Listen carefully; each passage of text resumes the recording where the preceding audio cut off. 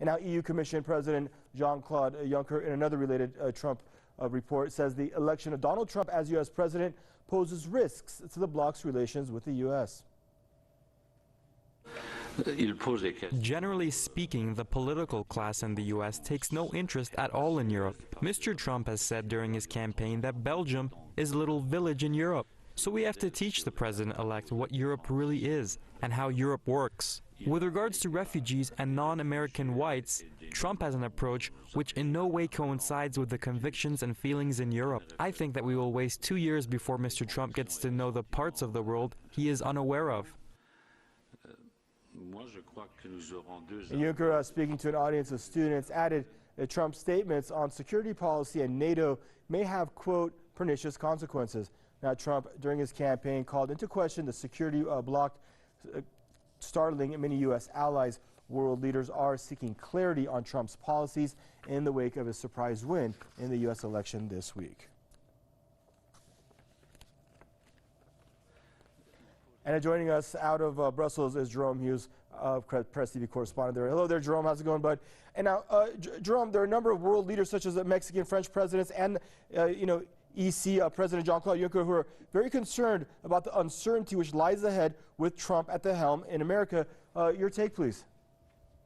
Well, I have to say, I mean, if you think about and if you look back on the record during the election campaign in the United States, there was almost unanimity across the European Union in terms of leaders. They were very critical of Donald Trump. They didn't want him to become the next president of the United States. And most of them now have changed their tune, and their language is much more diplomatic towards him, with the exception, of course, of the European Commission President Jean-Claude Juncker. But you must realize that these two people are complete polar opposites. Juncker was the Prime Minister of Luxembourg for 18 years.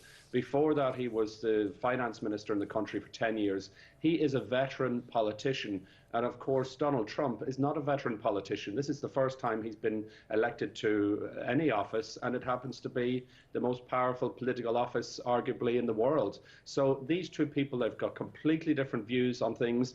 But Juncker also, I mean, everything that he holds dear to his heart in the European Union in terms of, they call them European values, particularly in the areas of trade and security and even climate change is a big item on the agenda. They completely disagree on these issues. And Juncker sees Trump as a major threat. We saw the failure of the Transatlantic Trade and Investment Partnership, TTIP. It's the EU-US trade deal.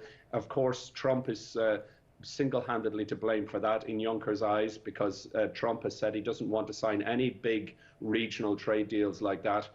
He's also spoken very disparagingly towards NATO, and of course Juncker sees NATO. He would actually like to see NATO grow in strength, and he would like to see an EU army of sorts as well. So they completely disagree on that.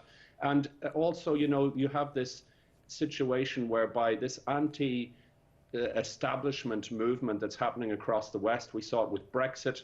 Now we've seen it with Trump's election. Next year we have general elections in Germany, France and the Netherlands. And the Eurosceptic political parties, the anti-establishment parties in those countries, will see Trump's success as a huge boost. And so the likes of Marine Le Pen in France, they will be expected to do very well in those elections next year. So all of this goes against Juncker's grain, and that's why we're seeing him trying to speak diplomatically initially, but then suddenly he can no longer find diplomatic words when it comes to Trump.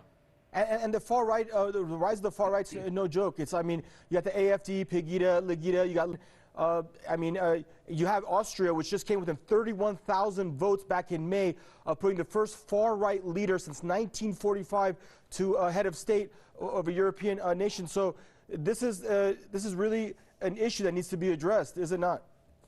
It's frightening because a lot of these political parties, and we heard some of the rhetoric coming from Trump during the election, they feed xenophobia, they thrive on xenophobia and racism, and that's why it's so frightening, because when you have a situation whereby these people get into power, you just don't know what's going to happen next. What Trump did is, it's ironic, isn't it? Because he's a multi-billionaire and he's flying around in his own jet and he lives in an ivory tower and he doesn't know what it's like to struggle at all. And yet he was able to tap in cleverly, you could argue, to the people who feel on the margins, people who have really suffered as a result of the economic crash, both in the United States and also here in the European Union, when you had taxpayers bailing out the banks, billions of euro to bail out the banks, and dollars, and of course, and then you had ordinary people losing their homes, they couldn't pay their mortgages, and those economic hardships also feed xenophobia and racism.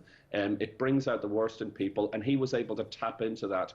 And the big fear now is that here in the European Union, other political parties and other political leaders will be able to do the same next year and in the coming years. I don't blame him. Thank you much, Jerome, for your report and your update there. Jerome Hughes, our own Press TV correspondent there, joining us out of Brussels.